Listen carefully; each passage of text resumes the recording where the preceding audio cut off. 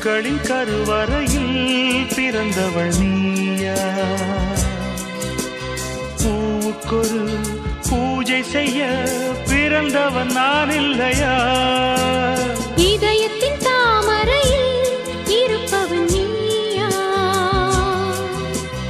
தாமரைக்குள் வீடு கட்டி தந்தவள் நான் இல்லையா? ஓடோடி வந்ததால் உள்மூச்சு வாங்குது. உன் மூச்சில் அல்லவா என் மூச்சும் உள்ளது. ஒன்றானது ஒரு காதல் தேவதை பூமியில் வந்தாள்.